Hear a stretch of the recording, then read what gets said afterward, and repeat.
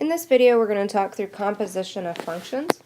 And composition of functions is usually written like this, where we might have two functions that are put together. We would read this as f of h of x.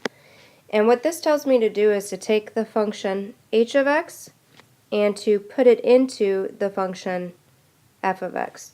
So my h of x function is actually the input for the f function, and eventually I'm going to get an output. It's probably best to look at an example here. So if I take a look down here, we've got three different functions, f of x, g of x, and h of x. If I look at the very first problem here, we want to evaluate each expression. We're looking at g of f of 2.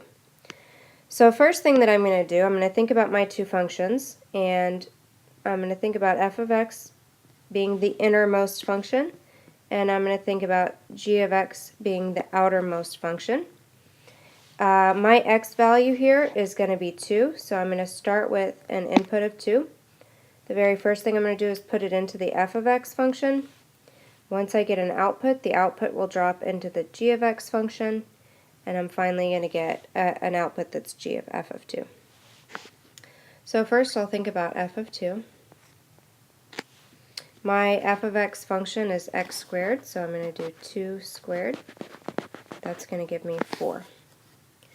So f of 2, this innermost part, f of 2 is equal to 4. I'm then going to take my 4 and I'm going to drop it into the g of x function. G of x is 2x minus 1. So I'm going to multiply, so this is going to be g of 4. I'm going to multiply 2 times 4 and then subtract 1. That's going to give me 2 times 4 is 8. 8 minus 1 is 7. So g of f of 2 equals 7. If I kind of start over here, can't do that. If I start over and I look at f of g of 2, the very first thing I'm going to do is find out what g of 2 equals. So g of 2, g of x again is 2x minus 1, so I'm going to do 2 times 2 minus 1. That's going to be 4 minus 1, which is 3, so g of 2 equals 3. This becomes my new input for the f function, so I need to find f of 3. F of x again is x squared over here, so I need to do 3 squared, and that gives me 9. So f of g of 2 equals 9.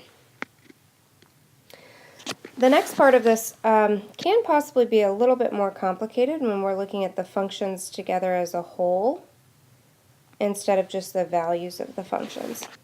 So first I'm going to look at g of f of x.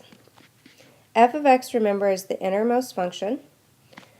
And so if I substitute into my expression right here, first I'm just going to say that I want g of f of x is equal to x squared.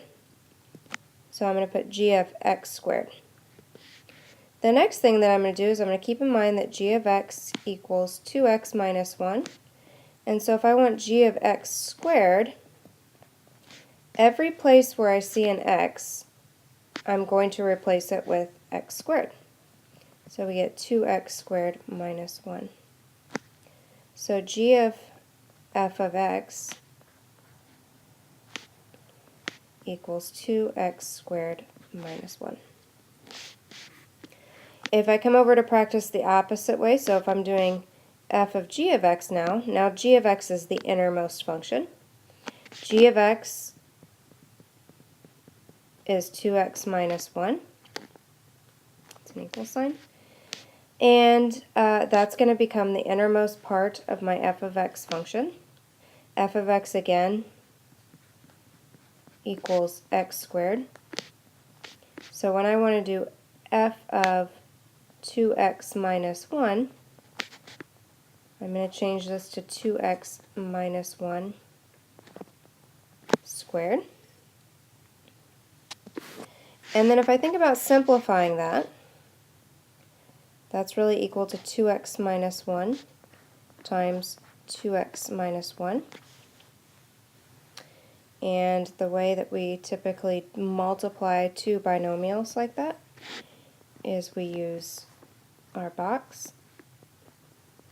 So I'm going to multiply 2x minus 1 times 2x minus 1. 2x times 2x is 4x squared. 2x times negative 1 is negative 2x. 2x times negative 1 is negative 2x again. Negative 1 times negative 1 is positive 1. So my final answer for f of g of x would be what I get when I combine like terms from inside the box. That's going to give me 4x squared. If I look at the diagonal here, negative 2x and negative 2x make negative 4x. And then I've got plus 1 in the end.